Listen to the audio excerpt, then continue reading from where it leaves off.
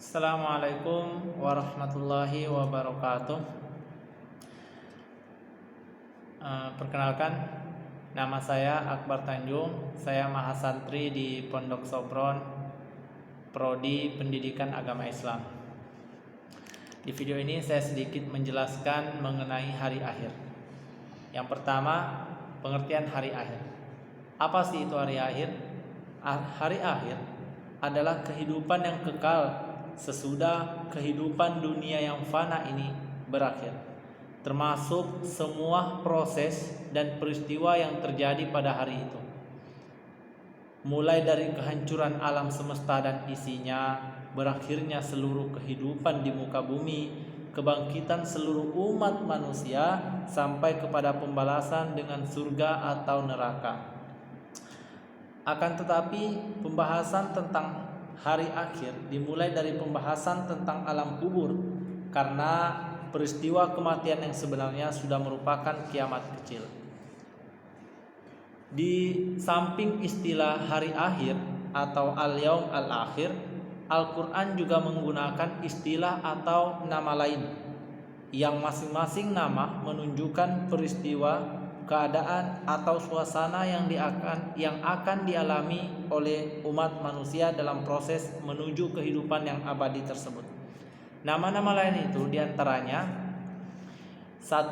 Yaumul Qiyamah, hari kiamat; Yaumul Ba'ad, hari kebangkitan; Yaumul Hisab, hari perhitungan; Yaumul Din, hari pembalasan; Yaumul Fat, hari kemenangan; Yaumul Talaq, hari pertemuan; Yaumul Jam'i, hari berhimpun; Yaumul Taghabun, hari ditampakkan kesalahan-kesalahannya; Yaumul Khulud, hari kekekalan; Yaumul Khuruj, hari keluar; Yaumul Hasrah, hari penyesalan; Yaumul Tanad, hari panggil memanggil; Yaumul Fath, hari keputusan; As-Sa'ab, waktu; Al-Akbiro, akhirat; Al-Akhiro, al-akhirat; Al-Azifah, peristiwa dekat; At-Tammah, malapetaka besar; Asy-Syakhah, tiupan sangkakala yang kedua; Al-Ghasyiyah, kejadian yang menyelubungi; Al-Waqiyah, peristiwa dahsyat, dan lain-lain sebagainya.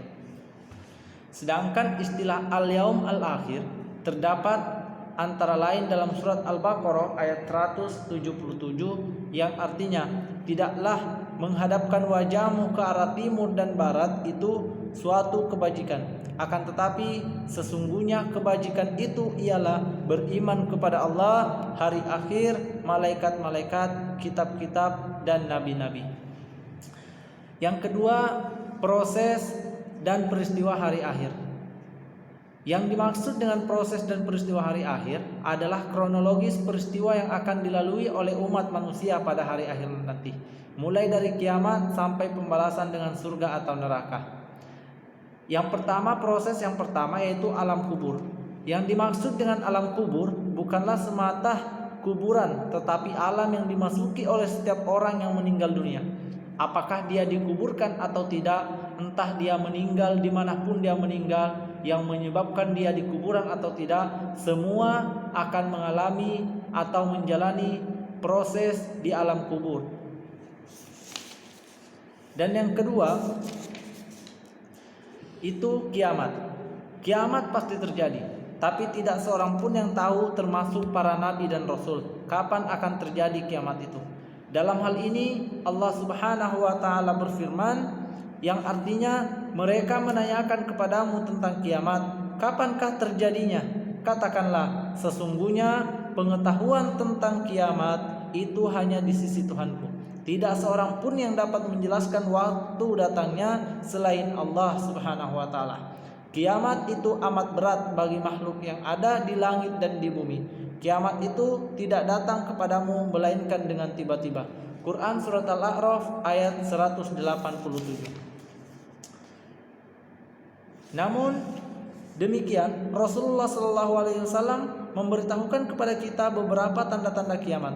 Ada yang disebut dengan tanda-tanda kecil, yaitu alamat kiamat, yaitu alamat kubro, dan ada yang disebut dengan tanda-tanda besar, alamat kubro. Alamat kubro menunjukkan kiamat sudah sangat dekat sekali. Adapun tanda-tanda kecil di antaranya Rasulullah Shallallahu alaihi wasallam bersabda, jarak di antara diutusnya aku dengan hari kiamat itu hanyalah seperti 2 jari sambil menunjuk jari telunjuk dan jari tengah.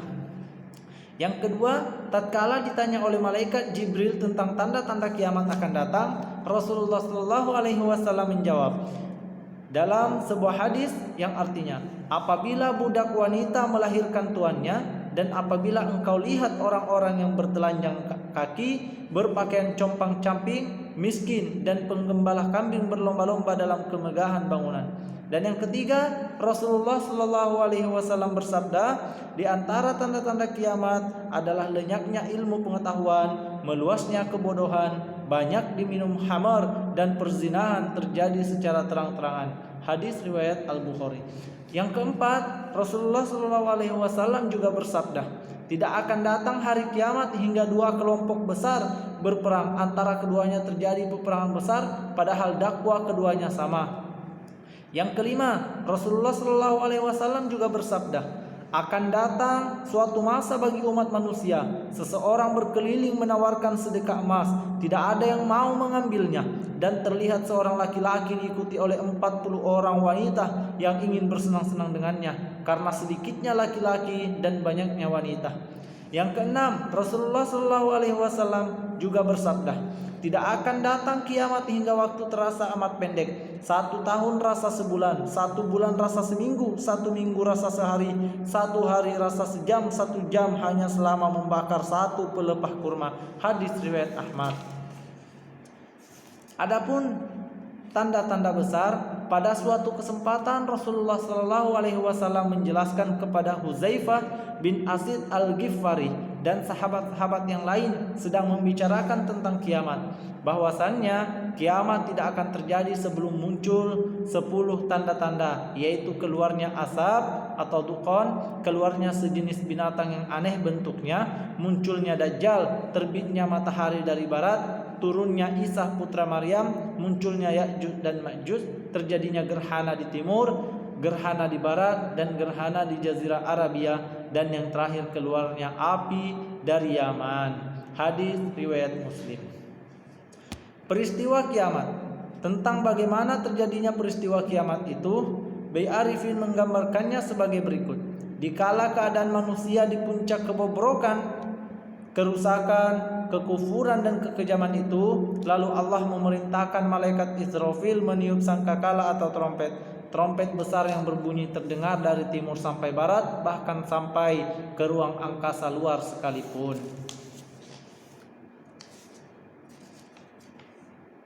Ketiga itu kebangkitan.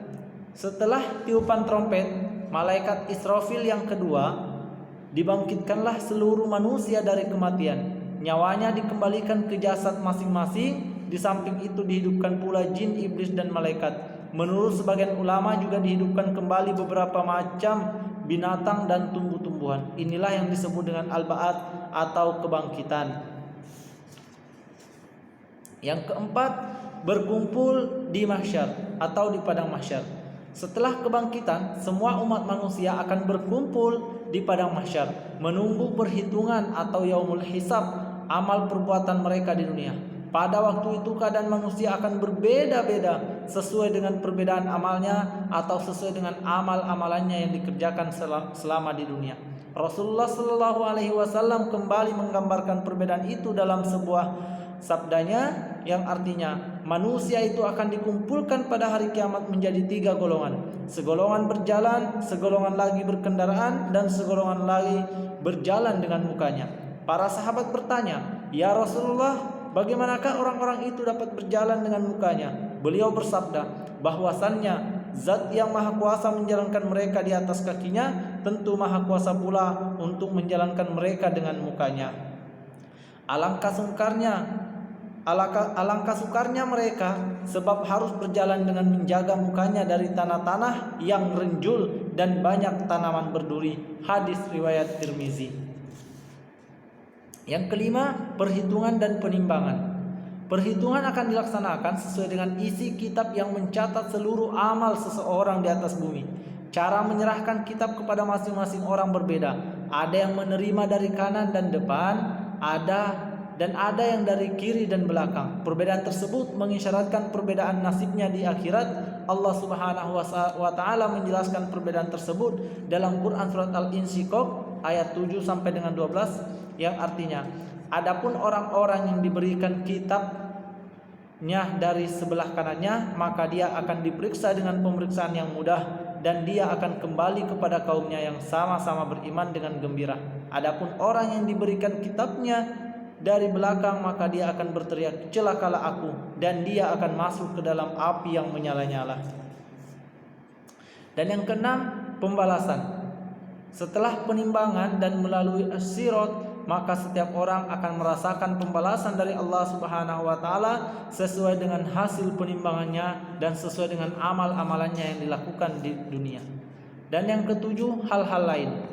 Hal-hal lain tentang hari akhir yang belum disebutkan di sini atau belum dijelaskan secara terperinci, misalnya tentang al-haud, al-kautsar, asy-syafaat, Rasulullah sallallahu alaihi wasallam, tingkatan dan bentuk-bentuk siksaan di neraka, tingkatan dan bentuk kenikmatan di surga dan lain-lain sebagainya.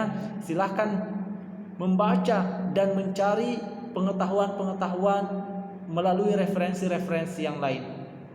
Dan yang ketiga itu tadi yang iman kepada hari akhir. Al-Quran memberikan perhatian yang sangat besar terhadap iman kepada hari akhir. Hal itu terlihat antara lain dari yang pertama, seringnya disebut langsung iman kepada hari akhir sesudah iman kepada Allah Subhanahu wa taala, terutama jika arkanul iman yang lainnya tidak disebutkan secara lengkap. Dua, banyaknya Al-Quran yang menyebut tentang hari akhir dibandingkan dengan masalah-masalah ghaib yang lainnya. Hampir tiap halaman Al-Quran dijumpai pembicaraan tentang hari akhir.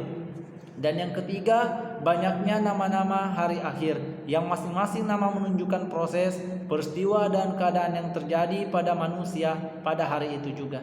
Adapun hikmah perhatian Al-Quran yang besar itu antara lain, yang pertama, menunjukkan betapa pentingnya iman kepada hari akhir itu dalam ajaran Islam. Yang kedua, dengan adanya penggambaran yang detail dengan surga dan neraka dengan segala kenikmatan dan siksaannya, seseorang akan terdorong untuk merasakan kenikmatan tersebut. Dan yang ketiga, dengan seringnya disebutkan masalah iman kepada hari akhir, maka hal itu akan bisa mengingatkan orang-orang yang sering terlupa dan lalai dalam kehidupannya.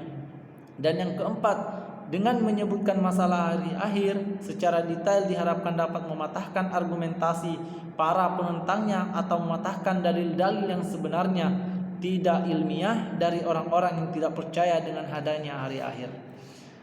Baik, mungkin sedikit penjelasan dari saya mengenai hari akhir, mulai dari apa itu hari akhir sampai dengan proses terjadinya hari akhir dan hal-hal lainnya. Semoga bermanfaat, kurang dan lebihnya saya mohon maaf. Yang benar tentu datangnya dari Allah dan yang salah adalah kekurangan dari diri pribadi saya sendiri. Akhir kata saya ucapkan billahi fi sabilil haq fastabiqul khairat. Wassalamualaikum warahmatullahi wabarakatuh.